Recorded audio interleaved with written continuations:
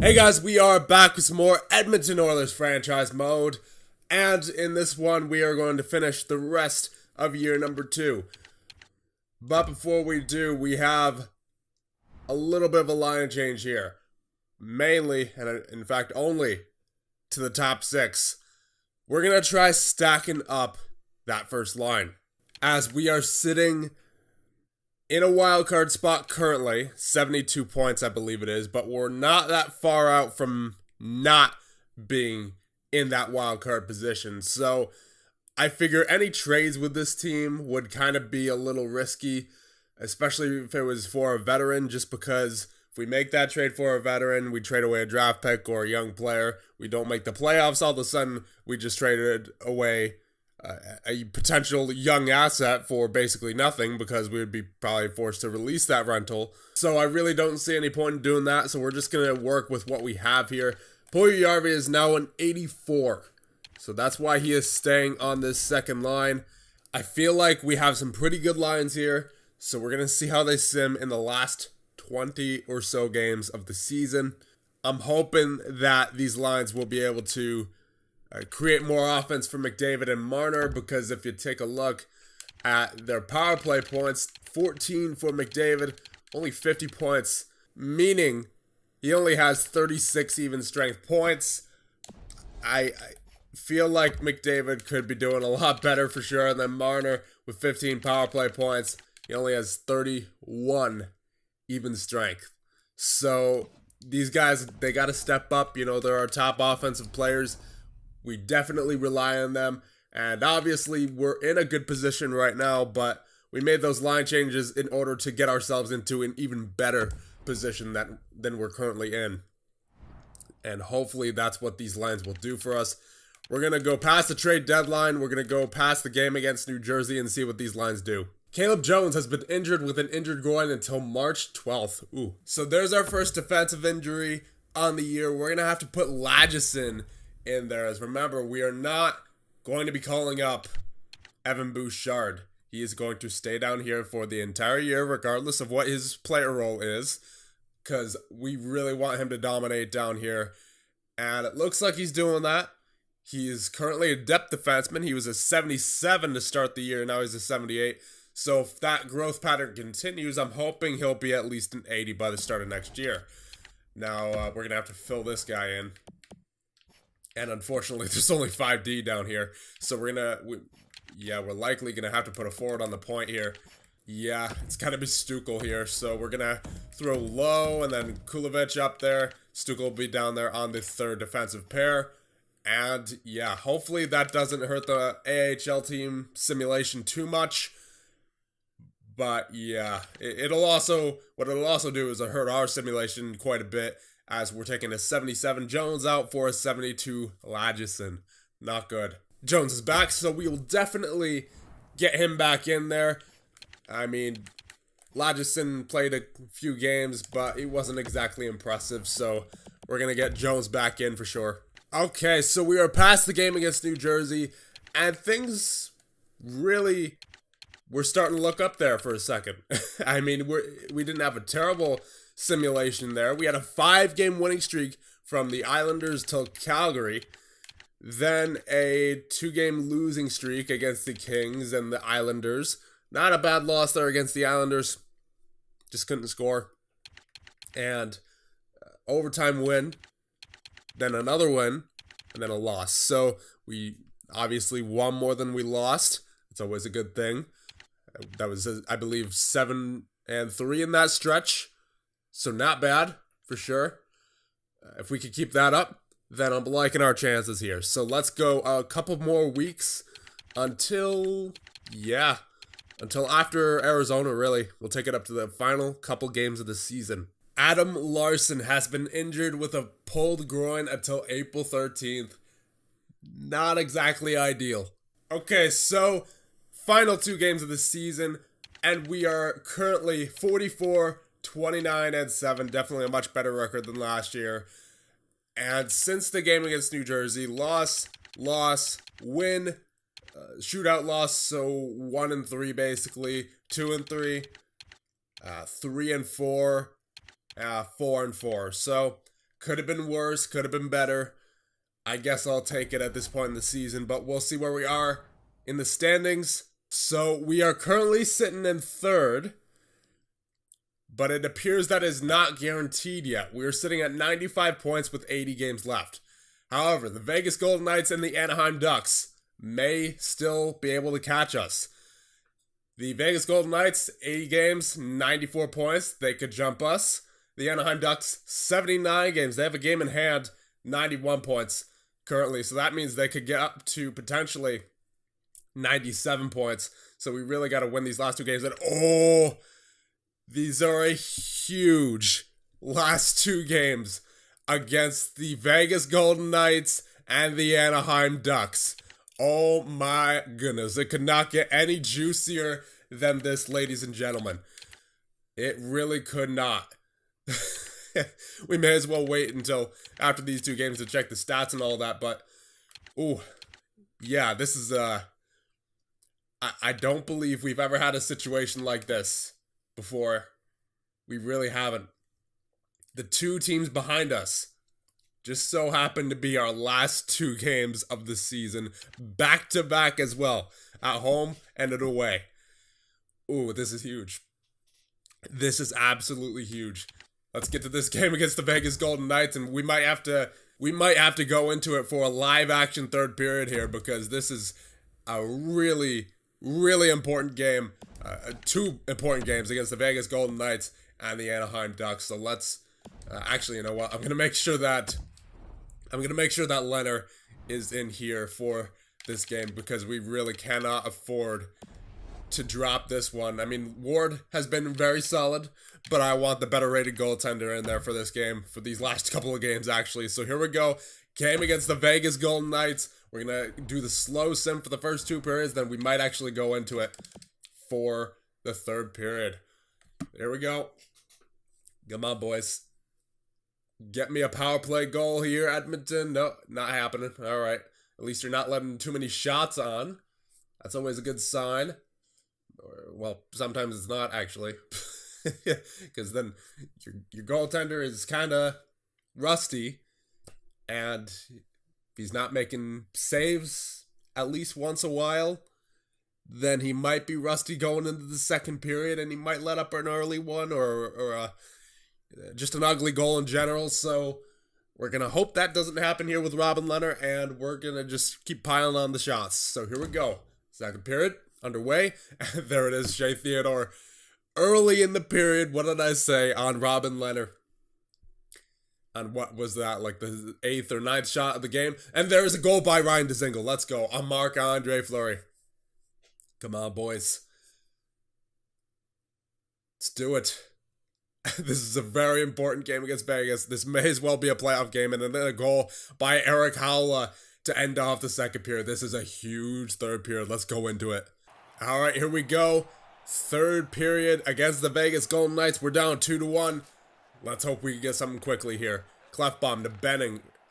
And that's right, Benning is with Clefbaum with a Larson injury, so that definitely does not help in this game. Tuck tries to get in the zone, but Draisaitl will get it over to Clefbaum and back to Draisaitl. Draisaitl feeds it for Marner. Marner with the shot. That goes wide. Deflected off a stick as well. Draisaitl in the corner. Howla gets it though.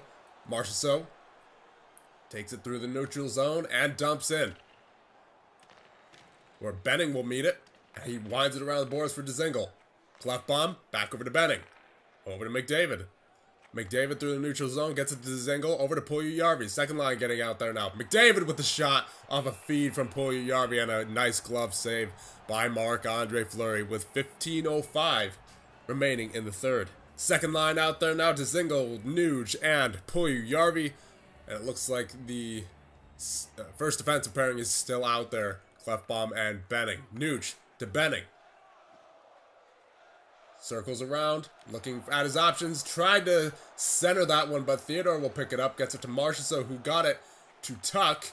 Tuck cut back and tried to find one of his teammates, but intercepted by an Oiler as Miller takes it in. Looking for space, looking for options. Finds Howla for Tuck. Tuck around the boards.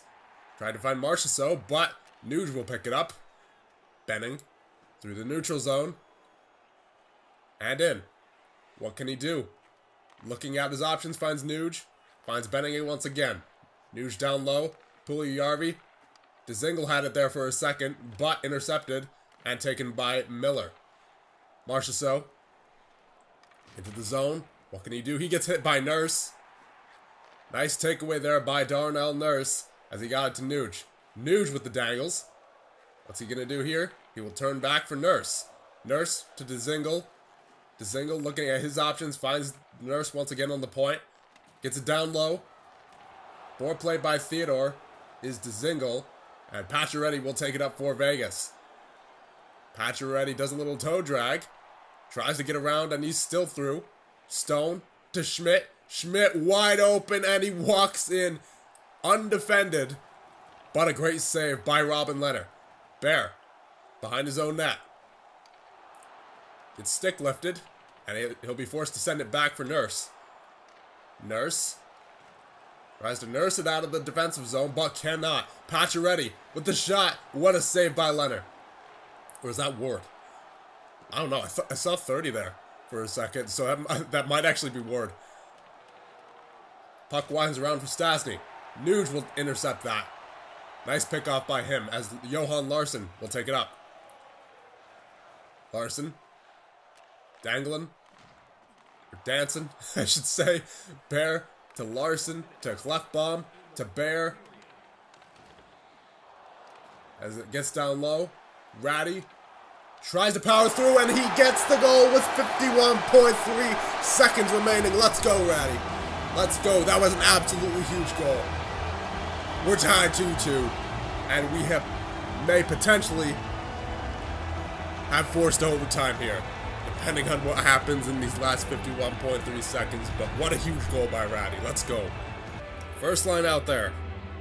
Draisaitl, McDavid, Marner. McDavid wins it back for Benning. Klefbom has it down low. Picked off by McNabb. McNabb winds it around. And Vegas will go on the power play. As McDavid goes to the box for tripping, I believe. Yeah, that was... Oh. Blatant trip there. As we're going to the penalty kill, you Larsson and Draisaitl out there with 36.5 remaining on the regulation clock. Come on, boys. Don't blow this. Don't blow this. In game 81, this is such an important game. Haula with the shot. Pacioretty in front. Couldn't clean it up. Haula back over to Pacioretty. Pass broken up, but Miller has it back over to Haula. And Haula gets the power play goal with 17 seconds remaining. How anticlimactic was that? Huge goal by Ty Ratty with 51 seconds remaining, but then the captain takes a penalty and Eric Haula takes advantage of the man advantage with 17 seconds remaining. Unreal.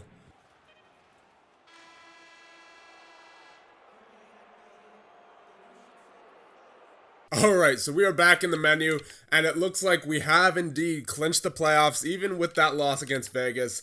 Luckily, it looks like Anaheim was not able to win both of their games there, so they are officially out. We are in, and yeah, that was extremely lucky that Anaheim didn't win those last two games. So we can go into this last game against Anaheim worry-free.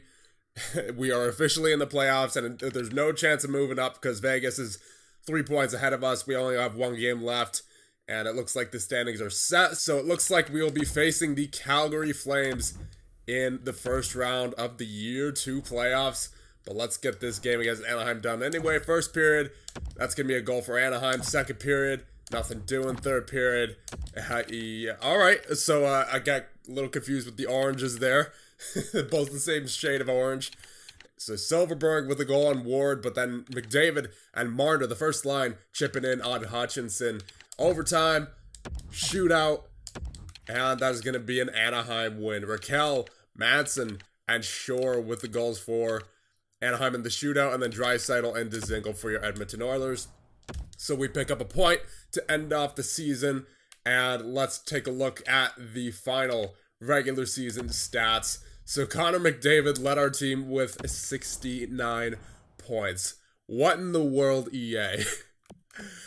He had Mitch Marner next to him the majority of the season, well, all the season actually, and Dzingel for the majority of this season, and then Draisaitl for some of it as well, and he had less points than he did last year. Doesn't make sense. It really doesn't. He had nearly the same amount of shots, only 28 goals compared to 40. Now that might be in part because he actually had some help with Marner and Dzingel and Draisaitl. I mean, maybe it's just that our scoring was a little bit more spread out this year, but I don't know. I kind of expect McDavid to be at least point per game, you know, being a 95 overall. That kind of makes sense. Jeez. Draisaitl was 69 as well, tied for the team lead. Marner was 66, so I would say he was definitely worth it. And he's making 6.5 for the next 8 years, 7.5 years technically. But yeah, we have him until he's 30, so that was definitely worth the investment. Ty Ratty with 52 points. He was solid this year on the third line, and I believe got some power play time as well. Yes, he did. 13 power play points for him. Dzingel with 47, Nuge 47, Puljujarvi with 45, and he is officially an 85 overall. So he had relatively the same amount of points as he did last year, but the difference is this year he's actually an official second line forward. So that's good to see that growth out of him. Gagne with 39. So Gagne has actually been playing pretty well, even without Puljujarvi. Well, he did play on a line with Ty Ratty, so I guess Ratty helped out Gagne quite a bit in terms of his points scoring. 39 for Sam Gagne. I believe that's not a career high for sure, but it's, yeah, definitely a simulation high, I was about to say. Of course, we've only been in the simulation 2 years, but of course, most of anything is better than the Oilers were last year in the simulation. And Johan Larsson, quite a surprise, 35 points. Not too shabby.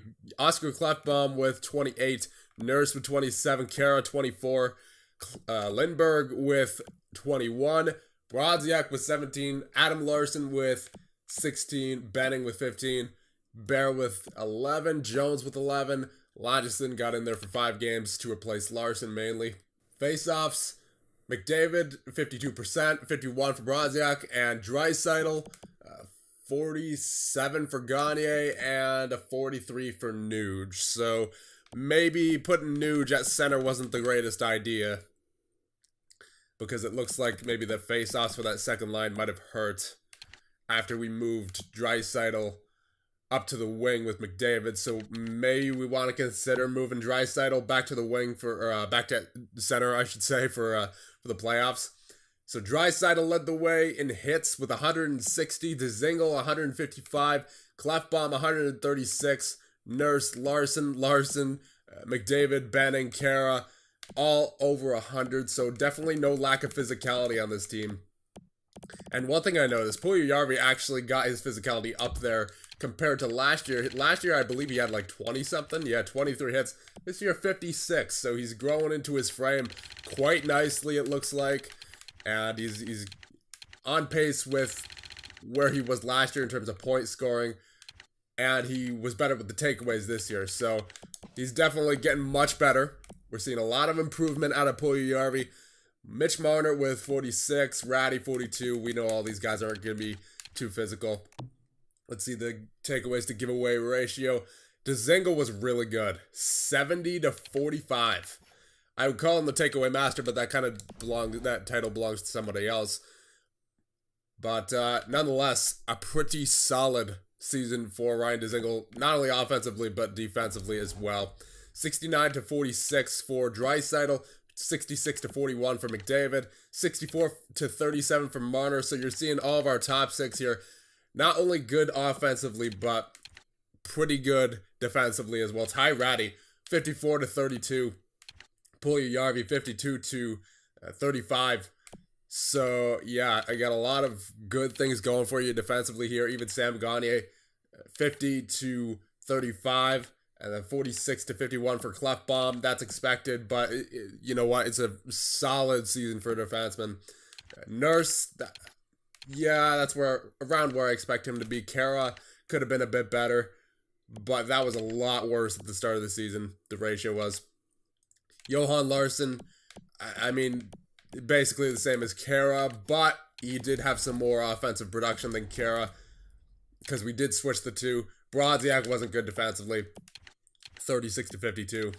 Lindbergh 30 to 36 could have been better, but he was a budget pickup, let's be honest. Adam Larson 27 to 77, Benning 24 to 91, 23 to 59 for Jones, 21 to 48 for Bear, 1 to 8 for Lagesson. And let's see fights. 2 for McDavid, 2 for Kara, and 1 for Brodziak. Goaltenders. So Robin Leonard was pretty solid this year. 918 save percentage in 71 games. 38 wins, 5 shutouts, and an assist. So pretty solid showing for Robin Leonard. Cam Ward got in there for 18 games as well. Did solid in that stretch. 934 save percentage for him. Good pickup in free agency for sure. Both of them were. So now we're going to check the AHL real quick just to see our prospect. Skinner with a 904 in 28 games. Defensively, Evan Bouchard with 38 points in 62 games. And forwards, Yamamoto with 46 in 65. And now what we're going to do, we haven't really checked the progress reports as of yet. But first we're going to check the team stats. But I do want to check the progress reports right after this. So, goals for per game, we were 3rd in our division, 2.76.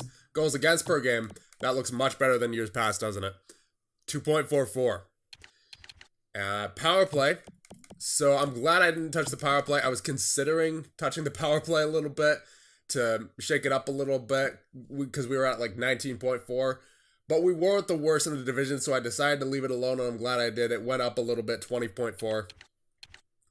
Penalty kill has been pretty good. Actually, it's been very good for really the majority of the season. We are 1st in the Pacific Division for penalty kill percentage, 84.7. And 6 shorties. So we're pretty dangerous on the penalty kill too. 4-4-2 in our last 10. That's a little unfortunate. So we're not exactly going into the playoffs on a hot streak, but you know, that, as we've seen in the past, that doesn't really matter too much.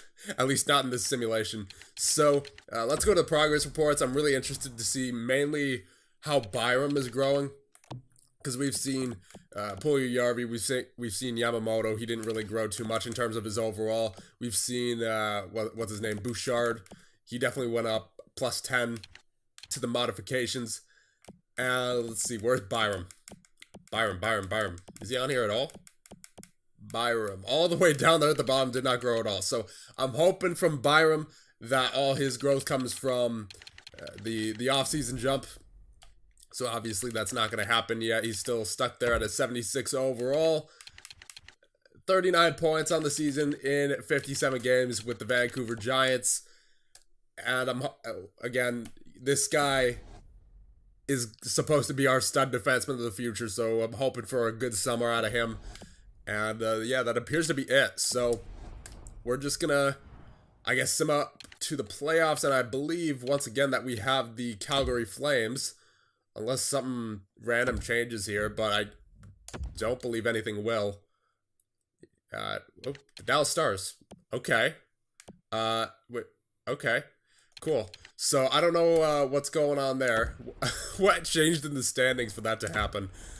Oh my goodness. Let's see. So the Pacific Division, so who's facing Calgary? Is it Chicago? I guess so. Because we're facing Dallas. So, yeah, I guess I'm not sure. See, I'm not sure how this whole wild card thing works because it feels like if there's one wild card in each division, then the wild card team should just play the first place team that's within their division, you know? But no, the Calgary Flames, instead of having the Battle of Alberta with Edmonton, are going to be facing, it looks like, the Chicago Blackhawks, and we are going to be facing the Dallas Stars Okay, again, I'm not sure how that works.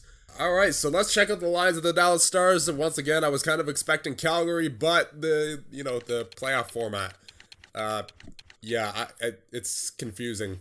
Still, we're what, like 6-7 years in this playoff format, and still don't quite understand it. So, Jamie Benn, Tyler Seguin, and Alexander Radulov. You got a pretty good first line there. We, of course, have McDavid, we have Draisaitl, and we have Mitch Marner. So, I would say our skill is at least equal, if not better, than this first line. Second line, Skinner, Jason Spezza, the 78 overall, Jason Spezza, and Valerian Nichushkin. So, I would say we have them beat on the second line. We have Puljujärvi, who's much better than Nichushkin. We have Nuge, who's much better than Spezza at this point in his career.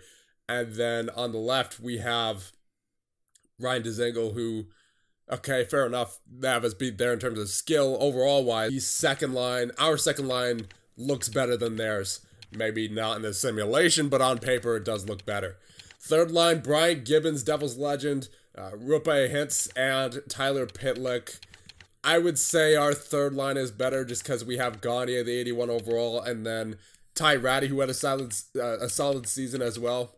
Brian Gibbons and Johan Larsson, if you want to compare them to, fine. I'm not going to compare those two. I'm just mainly focused on Pitlick and Hintz there compared to Gagne and Ratty, which Ratty beats out Pitlick for sure, and Hintz and Gagne might be equal.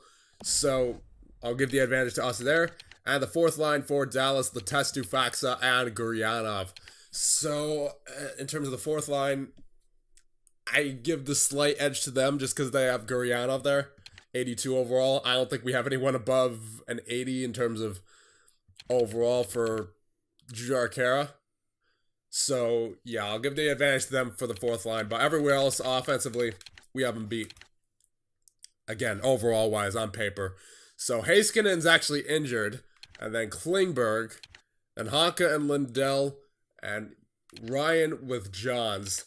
So defensively, for the third pair, I give them the nod for sure, because at the moment, with no Adam Larsson, that is Lagesson, the 73, 72 overall, and Caleb Jones, the 77. So, yeah, they have us beat there. Lindell and Honka, 83, 82. I give the advantage to them because, once again, we have Ethan Bear on the second pair with, who is it? Is it Benning?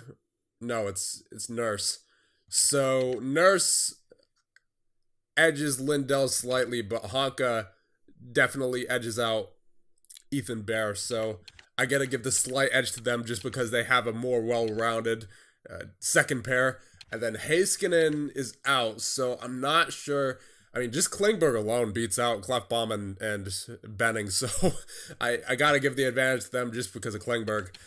And goaltender-wise, they have Ben Bishop, who I'd imagine is going to be starting, and then Anton Khudobin in the backup role.